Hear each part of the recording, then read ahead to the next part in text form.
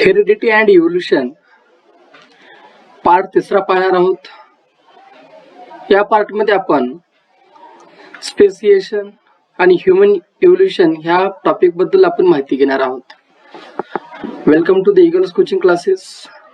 आता सर्वप्रथम आपण पाहूया स्पेसिएशन काय असतं. The formation of new species of plants and animals is the effect of evolution. जे काही प्लांटच्या आणि ॲनिमलच्या जे काही नवीन न्यू स्पेसिस तयार होतात, फॉर्म होतात, हे काय असतं तर हे इफेक्ट ऑफ इव्होल्युशन असतं. म्हणजे कशामुळे घडत असतात? Due to effect of evolution मुळे घडत असतात. आता स्पेसिस म्हणजे काय? स्पेसिस म्हणजे आपण त्याला प्रजाती असे म्हणत असतो. Species is the group of organism. Species is the group of organism that can produce fertile individuals. Species हे एका ऑर्गॅनिझमचा ग्रुप किंवा समूह असतात आणि ते ऑर्गॅनिझम त्यांच्यासारख्याच फर्टाईल इंडिव्हिज्युअलला प्रोड्यूस करतात. आणि कोणत्या प्रोसेसने? तर थ्रू नॅचरल रिप्रोडक्शन प्रोसेसने. Through natural reproduction process. आणि जे स्पेसिस असतात, each species grows in specific geographical condition.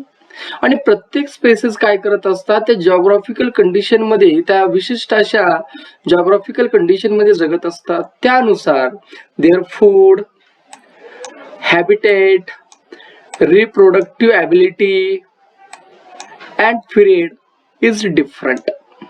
पहा, जर आपण as compare to the human जर कंपॅरिझन केलं तर आपले इंडियाचं राहणीमान किंवा जे काही आपण अन्न पदार्थ खातो as compare to the Europe countries हे डिफरंट आहे. किंवा जे आपले हॅबिटेट आहेत किंवा अदर कंट्रीजचे हॅबिटेट आहेत ते सुद्धा डिफरंट आहेत. आणि जे एशियन कॉन्टिनेंटची जे काही रिप्रोडक्टिव्ह ॲबिलिटी आहे ते जर आपण रशिया किंवा अदर कॉन्टिनेंट सोबत किंवा कंट्रीज सोबत जर कम्पेअर केलं तर खूप कमी आहे. मग आणि जो पिरियड असतो तो पिरियड सुद्धा कसा असतो? शॉर्ट असतो, डिफरंट पिरियड असतो. However, genetic variation is responsible for the formation of new species. आणि सर्वात महत्वाचं काय तर जे जेनेटिक व्हेरिएशन्स असतात, जे काही अनुवांशिक होणारे फरक किंवा बदल असतात, त्याच्यामुळे काय होत असतात की न्यू स्पेसिस पूर्वीच्या अर्लियर स्पेसिस पासून तयार होत असतात. Besides, geographical and reproductive changes are also responsible. आणखीन कोणत्या अशा बाबी आहेत की ते रिस्पॉन्सिबल आहेत? तर एक आहे जिओग्राफिकल आणि दुसरा आहे रिप्रोडक्टिव्ह चेंजेस. हे स्पेसिएशनला कारणीभूत असतात. जिओग्राफिकल और reproductive isolation also leads to speciation. आता पुढे आपण पाहणार आहोत ह्युमन इव्होल्युशन बद्दलची आपण माहिती घेऊया. ह्युमन इव्होल्युशन क्रांती कोणत्या पद्धतीने झाली आपण त्याच्याबद्दल सर्वप्रथम माहिती घेऊया. The biodiversity that is known today has been said to be formed from very simple unicellular due to evolution.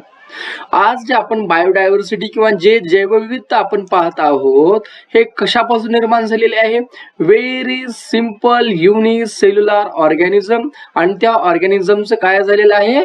Evolution. त्याच्यामुळे आज आपण ही बायोडायव्हर्सिटी पाहत आहोत. ह्या इव्होल्युशन मध्ये origin of human evolution can be shown as per the picture given. मुलं आपल्याला एक पिक्चर दिलेला आहे. ह्या पिक्चर अनुसार आपण, ह्या डायग्राम अनुसार आपण एक्सप्लेन करू शकतो. पहा, तर पृथ्वीवर जवळपास 7 करोड इयर्सच्या पूर्वी, 7 करोड वर्षापूर्वी डायनासोर डिसअपिअर झाले. ऍट द टाइम त्यावेळेस monkey like animals are said to be evolved from some ancestor. मग त्यावेळेस काय झालं की माकडा सारख्या दिसणाऱ्या, नॉट अ मंकी, मंकी सारख्या दिसणाऱ्या मंकी लाईक ॲनिमल्स त्यांच्यापासून, मंकी लाईक ॲनिमल पासून काय झालं? इव्हॉल्व्ह झालं, म्हणजे उत्क्रांती झाली. From their ancestor who were more or less smaller or similar to the modern lemurs. आता हा जो लेमूर प्राणी आहे, हा लेमूर प्राण्यासारखे ते इव्हॉल्व्ह झालेले ॲनिमल्स किंवा जे आपण मंकी लाईक म्हणलं ते ॲनिमल्स पासून इव्हॉल्व्ह झाला असेल किंवा ह्युमन इव्होल्युशन झालं असे गृहीत धरलं जातं. Tail of this monkeys like animals of Africa. आता जे हे मंकी किंवा लेमूर सारखे जे काही प्राणी होते त्यांची जी टेल होती, शेपूट, डिसअपिअर झाली. कधी डिसअपिअर झाली? About 4 crore years ago. Tail of this monkey like animals of the Africa. आणि लक्षात ठेवा की लेमूर कुठले होते? मुळातले आफ्रिकेचे होते. आणि त्यांची टेल किती वर्षापूर्वी डिस्ट्रॉय झाली किंवा डिसअपिअर झाली? तर 4 करोड वर्षापूर्वी. They developed due to enlargement in brain. आणि त्यांच्या ब्रेन मध्ये काय झालं? विकास झाला. त्यांचे हात किंवा हँड्स वेअर ऑल्सो इम्प्रूव्ड. त्यांच्या हाताचा सुद्धा इम्प्रूव्हमेंट झाली किंवा विकास झाला. Thus ape like animals were evolved. आणि त्याच्यापासून काय झालं की वानरासारखे दिसणारी प्राणी इव्हॉल्व झाले. सर्वात पहिला काय होते? लेमूर. लेमूर पासून काय झाले? एप लाईक अॅनिमल झाले. आणि कुठं होते? सर्वप्रथम आपण म्हणलं आफ्रिकामध्ये होते. This ape like animals reached the south and north east Asia. लक्षात घ्या, हे जे एप लाईक जे होते अॅनिमल हे कुठे पोहोचले? तर साऊथ आणि नॉर्थ ईस्ट एशियामध्ये ते पोहोचले. कुठून पोहोचले? तर आफ्रिकेपासून साऊथ अँड नॉर्थ ईस्ट एशियामध्ये पोहोचले. आणि जे साऊथ मध्ये पोहोचले त्यांच्यापासून काय इव्हॉल्व झालं? तर गिबन. आणि नॉर्थ ईस्ट एशियामध्ये जे काही पोहोचले त्यांच्यापासून काय निर्माण झालं? ओरँगुटान. पुढे पाहूया, जे एप लाईक अॅनिमल्स होते जे आफ्रिकेमध्ये राहिले तर त्यांच्यापासून काय इव्हॉल्व झालं ते आपण पाहून घेऊया. तर त्यांच्यापासून इव्हॉल्व झालं गोरिला अँड चिंपांजी. किती वर्षापूर्वी? जवळपास 2.5 करोड इयर्स अगो.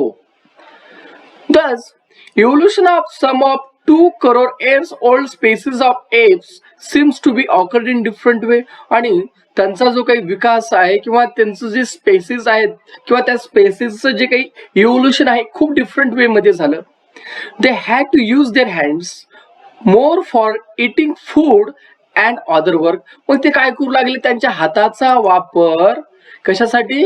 इटिंग, काय? अन्न खाण्यासाठी आणि अदर वर्क करण्यासाठी वापर करू लागले. त्यामुळे त्यांचे हँड सुद्धा काय झाले? इम्प्रूव्ह झाले. किती वर्षापूर्वी? 2 करोड वर्षापूर्वी. त्यानंतर पाहूया, those ape started to live on land as the forest started to decline due to dry environment. म्हणजे एप सारखे जे काही अॅनिमल्स होते हे कुठे राहू लागले? They live on the land as the forest started to decline due to dry environment. कधी राहू लागले लँडवर? ज्या वेळेस ड्राय एन्व्हायरमेंटमुळे काय झालं तर फॉरेस्ट हे काय झाले? डिक्लाइन झाले किंवा नष्ट होऊ लागले. त्यावेळेस ते कुठे राहायला येऊ लागले? तर जमिनीवर. त्यावेळेस काय झालं? त्यांचा जो लंबर बोन असतो आपल्या पाठीमागचा, आपण मागचा हाड, कमराचा थोडा वरचा भाग असतो त्याला लंबर बोन म्हणतात किंवा टेक्निकल भाषेमध्ये प्रेझेंट ॲट लोअर बॅक. पाठीमागचा जो काही खालचा कणा असतो त्या ठिकाणचा भाग, तो इरेक्ट पोश्चर, आपण त्याला इरेक्ट पोश्चर सुद्धा म्हणू शकतो किंवा ताड बसणारे. आणि हे lumbar bones developed in such a way that they started to stand in erect posture. आणि या लंबर बोनचा किंवा पाठीच्या कण्याचा अशा प्रकारे डेव्हलपमेंट झाला की ते इरेक्ट पोश्चर म्हणजे ताठ थांबू लागले. कशावर? तर ग्रासलँड, गवताळ प्रदेशावर. And thereby their hands become available for use. आणि त्यांच्या हाताचा सुद्धा काय होऊ लागला? वापर होऊ लागला. कोणत्या वेळेस? Any time. This first human like animals with erect posture which were using their hands have evolved about 2 crore years ago. मग हे जे इरेक्ट पोश्चर, ताठ कण्याचे जे त्यांच्या हाताचा वापर करत होते ते यूज देअर हँड्स, त्यांचं इव्होल्युशन कधी झालं? तर जवळपास 2 करोड वर्षापूर्वी. First record of human like animal, मानवासारखा दिसणारा पहिला animal is with us in the form of Ramapithecus ape from east Africa. मग याची नोंद कुठं झाली? तर याची नोंद झाली ईस्ट आफ्रिकेमध्ये. आणि त्याचं नाव काय? रामापिथिकस एप असं नाव देण्यात आलं. Afterwards this app grown up in size. पुन्हा काय झालं? जे रामापिथिकस एप आहेत त्यांच्या साईज कसा झाला? ग्रोन झाला, मोठा होऊ लागला. आणि ते कसे होऊ लागले? They become more intelligent. Thus the ape of south Africa evolved about 40 lakh years ago. आणि हे जे काही साऊथ आफ्रिकेमधले एप होते राहिलेले तर त्यांचं इव्होल्युशन किती वर्षापूर्वी झालं? जवळपास 40 लाख वर्षापूर्वी, 40 लाख इयर्स अगो. त्यानंतर जे मॉर्फोलॉजी, एक्सटर्नल जे काही त्यांचे स्ट्रक्चर किंवा आपण त्याला म्हणू की views, morphology of these human-like animals starts to disappear, like to be the member of the genus Homo about 20 lakh years ago, and thus skilled human developed. आता जे होमो सॅपियन्स म्हणतो आपण की जे टॅलेंटेड पर्सन होते किंवा skilled humans होते, ते स्किल्ड ह्युमन किती वर्षापूर्वी डेव्हलप झाले? तर 20 लाख इयर्स अगो. And about 15 lakh years ago, human walking with erect posture was evolved. आणि जवळपास 15 लाख वर्षापूर्वी ताठ चालणाऱ्या मानवांची उत्पत्ती झाली. It may have existed in China and Indonesia of the Asian continent. आणि ह्यांची जे काही इव्होल्युशन झालं असेल कशाचं, की जे 15 लाख वर्षापूर्वी जे काही इरेक्ट पोश्चरने वॉक करत होते ह्युमन्स, म्हणजे चालत होते, त्यांचं इव्होल्युशन कुठं झालं? तर चायना आणि Indonesia of the Asian continent, म्हणजे आशिया खंडामध्ये असं गृहीत धरलं जातं. आणि हा इंडोनेशिया कुठे आहे? भारताच्या बाजूला. आणि चायना पण कुठे आहे? भारताच्या बाजूलाच आहे.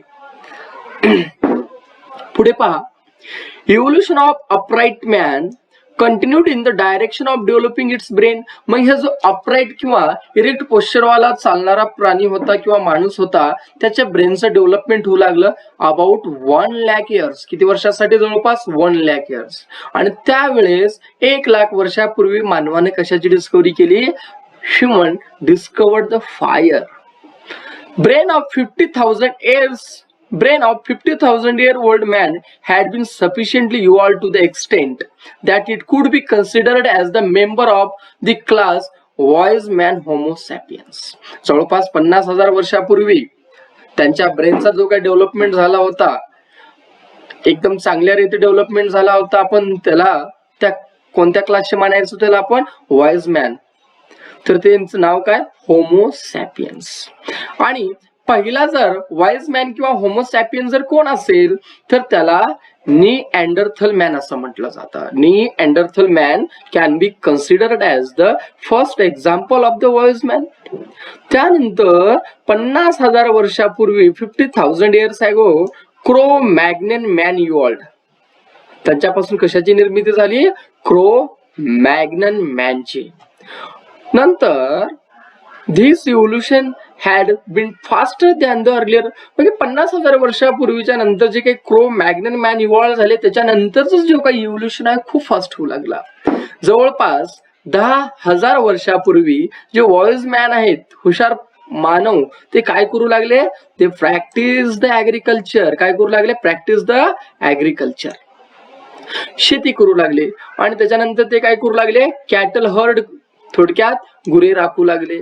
आणि स्टॅब्लिश्ड द सिटीज, आणि शहरांची किंवा वसाहती निर्माण करू लागल्या. कल्चरल डेव्हलपमेंट टुक्स प्लेस, आणि मोठ्या प्रमाणामध्ये कल्चरल डेव्हलपमेंट निर्माण होऊ लागलं. Art of writing was invented about 5,000 years ago.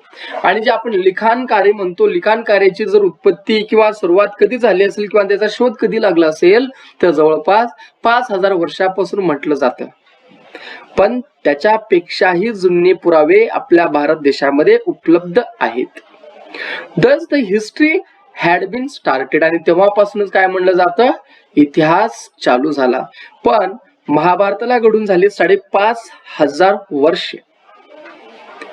Modern science emerged about 400 years ago. आणि जो मॉडर्न सायन्स म्हणतो जवळपास कधी झाला? 1600 शतकापासून निर्माण झाला, म्हणजे 400 वर्षापूर्वीपासून. आणि तुम्हाला तर माहितीच आहे, युरोप खंडामध्ये इतिहासामध्ये शिकलात की 1800 शतकाच्या पहिला सर्व लोक कसे होते? ईश्वरवादी होते. आणि त्यांना कोणत्याही प्रकारच्या ऑदर गोष्टी ऐकण्यामध्ये त्यांना रुची नव्हती. तर जवळपास असं म्हटलं जातं की 18व्या शतकामध्ये युरोप खंडामध्ये उत्क्रांती झाली पोलंड देशातून. आणि industrial society was established about 200 years ago. आणि जे काही आपण म्हणतो व्यवसाय, उद्योग किंवा कारखाने, हे कधीपासून चालू झाले? तर 200 वर्षापूर्वीपासून. कदाचित तुम्हाला माहिती असेल अथवा नसेल, इसवी सन 1600 मध्ये भारत इथून जे काही अन्नधान्य असतात किंवा महत्वाच्या मौल्यवान वस्तू असतात इथून आपण अमेरिकेला सप्लाय करायचो. आणि अमेरिकेकर अशी कोणतीही गोष्ट नव्हती की ते आपल्याला सप्लाय करतील, पण तिकडल्या व्यापारी लोकांनी आपल्याला आग्रह केले, तामिळनाडूची घटना ही, की तुम्ही आमच्या देशातून काहीतरी घेऊन जावा. तर त्यावेळेस भारताने किंवा त्या भारताचा जो आपला राजा होता तिथला, तर त्याने काय केलं, तर त्याने असं म्हणलं की आमच्या खालच्या साऊथ इंडियामध्ये तुम्हाला तर माहितीच आहे की बर्फ पडत नाही, की आमच्या तिकडे बर्फ पडत नाही, तर तुम्ही काम करा की आम्हाला पाठवते वेळेस तुम्ही बर्फ पाठवून द्या. अशी तुमच्याकडे अशी कोणतीच वस्तू नाही की आम्ही ते घेऊन जाऊ, फक्त आमच्याकडे बर्फ पडत नाही, तुम्ही बर्फ पाठवून द्या, अशी त्यांनी विनंती केली. एवढा आपला भारत श्रेष्ठ होता. Industrial society was established about 200 years ago, and now we reached at this stage, and still we are searching the details of the roots of human ancestry. आजपर्यंत आपण इथे पोहोचलेलो आहोत आणि आपण आणखीन सुद्धा मानव किंवा जो काही ह्युमन्स आहेत त्यांच्या पूर्वजाबद्दल आपण माहिती घेण्याचा प्रयत्न करत आहोत. Hope you understand. Thank you my dear students.